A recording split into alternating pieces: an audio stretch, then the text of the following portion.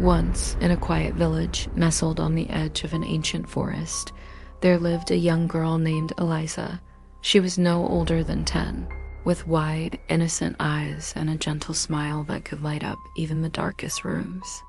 She lived with her mother, who had recently moved into a small cottage on the outskirts of the village, hoping to start anew after a series of hardships.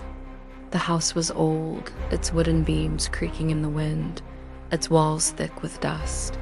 It was the kind of place that whispered of forgotten stories of time long past. But for Eliza and her mother, it seemed like the perfect place to begin again, far from the noise of the world. But things weren't as peaceful as they seemed. At first, it was subtle, a toy moving just out of sight, strange whispers at the edge of the night.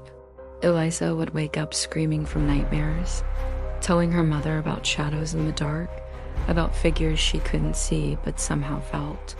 It wasn't long before her mother began to notice the strange behavior herself. Stretched, speaking softly to the air. "The devil," she whispered, "wants to play." Her mother rushed outside, terrified, and pulled her into the warmth of the house. "Who are you talking to, Eliza?" she asked, trying to comfort her. But Eliza, eyes wide, "The devil," she repeated. "He's coming for me." Her mother thought it was just a child's imagination. But as the days wore on, the strange happenings escalated. Furniture moved on its own. A cold, unnatural chill filled the house, and at night, Eliza would speak in a language her mother didn't understand.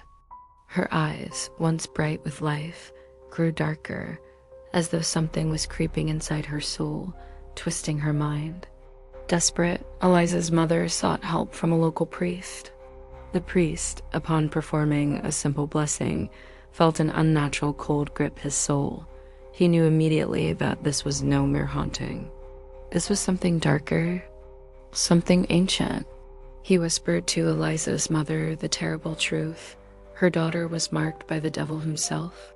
With the priest's warnings heavy in her heart, Eliza's mother went to great lengths to protect her daughter, but nothing seemed to work.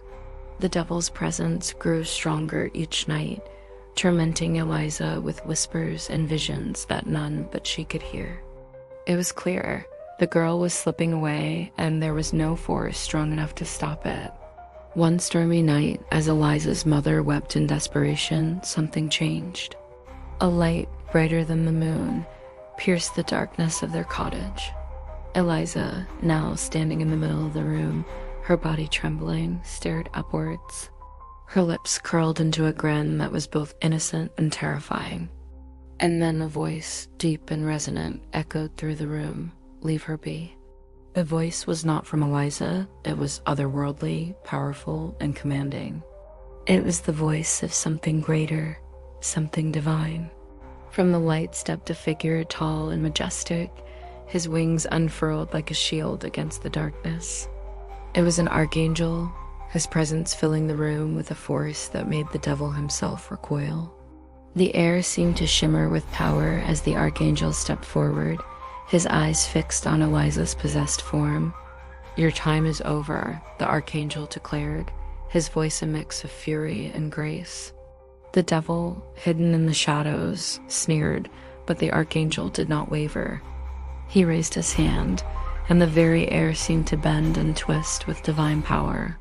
"You cannot have her," the archangel continued. "She is under my protection." The devil, in all his fiery fury, tried to strike, to break the archangel's hold. But the light from the angel pushed back, growing brighter, until the devil's presence was nothing more than a distant echo, a fading memory.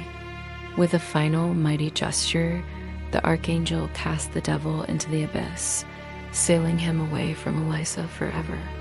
The room, once filled with cold and darkness, now felt warm, peaceful, as though a storm had passed. The archangel turned his gaze to Eliza, his eyes filled with kindness and strength. "You are safe now," he whispered, and with that, he vanished into the light, leaving the cottage in a calm stillness. Eliza awoke, unaware of the battle that had taken place. She no longer spoke of the devil, nor did she wake in fear, but she always felt a quiet presence beside her, a gentle force that guided her, protected her from the shadows. Years later, as Eliza grew into a young woman, she would sometimes feel the light of the Archangel watching over her, a quiet reminder of the protection that had saved her from the darkness. But she never spoke of it again, for she knew some things were too sacred, too powerful, to be shared with anyone else.